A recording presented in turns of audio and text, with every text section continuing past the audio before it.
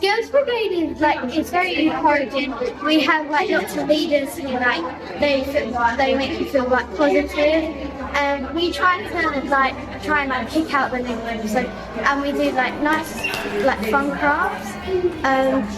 Crafts are amazing. They take your mind off everything.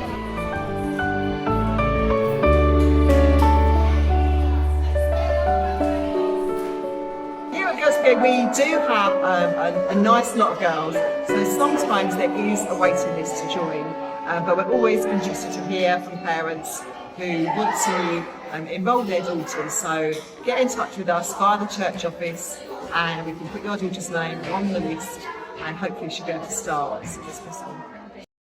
I just think it's just so nice to see girls when I was that age and getting helping them and watching them get older and learn and be mature and just teach them little things that they might not need at the moment, but they might need when they're older. Because when I had young nieces when I was little, they just always helped me. They're very inspiring and I always looked up to them. So it's nice to know that I'm doing that for them, and they're such lovely girls.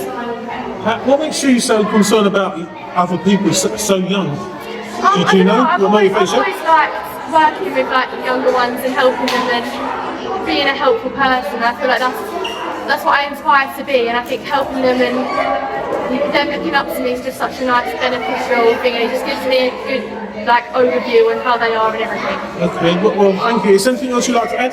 That Girls Brigade is one of the best things I've ever done, and it's helped me so much, and it's gave me friends for life, and I would not be the person I am without it. And it's the most, the people here are the most generous, kind, helpful people, and they inspire me to be the best version of myself every single day. And what if there was someone watching this and they were lonely, but they thought to themselves, I don't want to go because it's not cool. Yeah. What would you say to them? It is cool. It is cool. I love it. I think it's amazing, and I think it's such a different thing that not everyone does, but when you start it, you don't want to leave. Yeah. What makes it cool for you? All the people here are just so kind, and that the things that you do, it's different every week, and then you do the ballads, it's just so rewarding when you finish the ballads that you've been working on, and then you meet so many new people and go on so many new things, and things that I wouldn't have done if I didn't do it.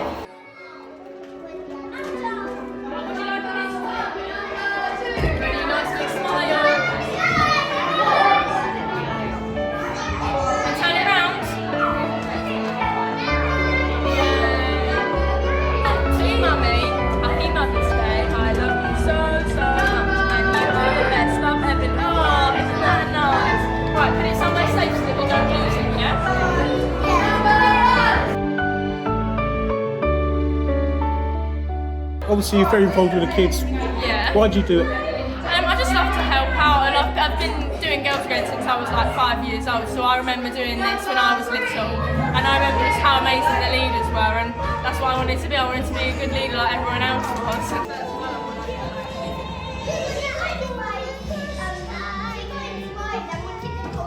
Oh my goodness.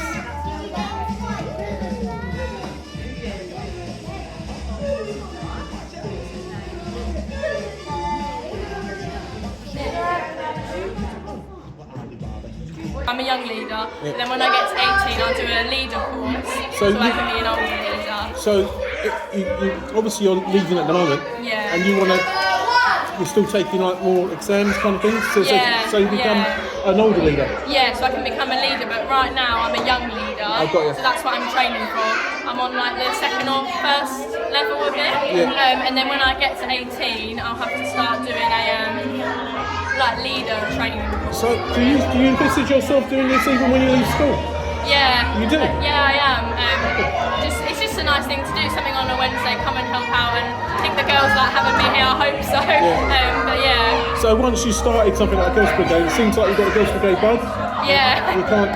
Yeah. So you love it. Yeah, I literally love it here. Literally my home, home away from home. I know everyone here. Everyone's friendly faces and things like that. So yeah. What's your name? Harriet. Harriet, thank you, Harriet. That's alright. God bless. Succeeding their trial today, or the flowers? Yeah, this is one of the girls here. Yep. And then there's another one as well there. And they get to take these home? Yes, and they get to take them home. So this one says, obviously... Oh, your Mother's Day, that's right, excellent. It's a Mother's Day present for them. Excellent. Cool. Obviously, it can be for anyone at home or anything. Right, thank you very much for speaking to us. God bless.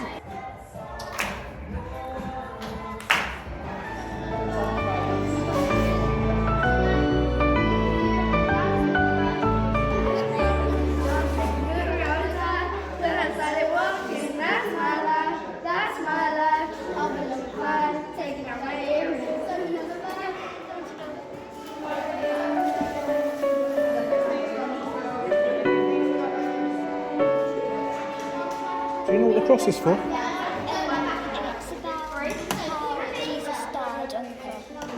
Thank you.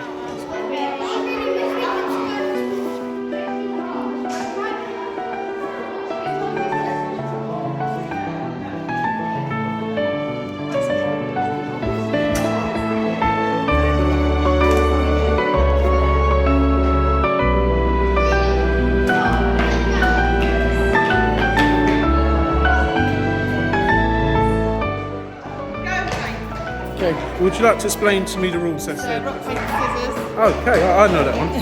and they've got 2 teams, and each side jumps through the hoops, and they meet in the middle, and whoever wins keeps going. Okay. And whoever loses has to go back to their team. So there's 2 teams on either side. Yeah. What stops them? So when they meet the person coming the other way, They got to make sure they win. Oh, got it. I get it. Oh, that's pretty cool. and then whoever loses goes back. Cool.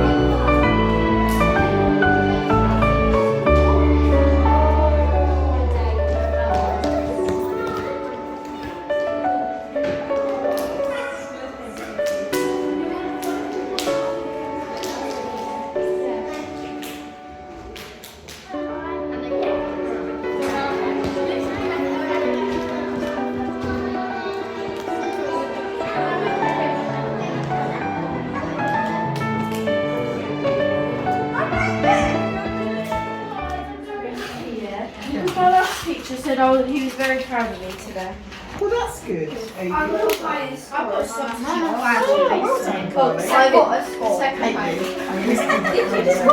I do. That's what your mum's name. I don't know why I always do that. Well, at least you know we were rated. I thought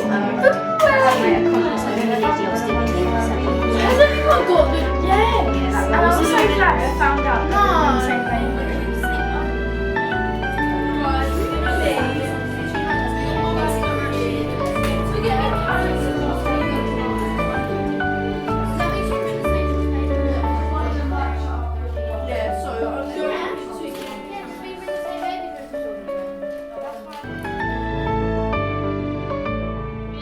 So Peter took a stand by cutting off someone deer.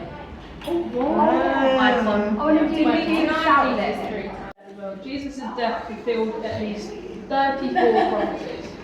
So 34 things that were said before he died. This is going to happen. So basically And at these people, so the father that supposedly was travelling to Africa with his 2 sons had selected racism by making him carry the cross. He would have probably been travelling down to Egypt. oh, wait, as in the guy went from Jordan to Egypt? They would have been going that way. The guy with the Obviously, sons. then he was taken from his sons to help carry the cross. Yes. What does anyone else remember about this story? Any specifics?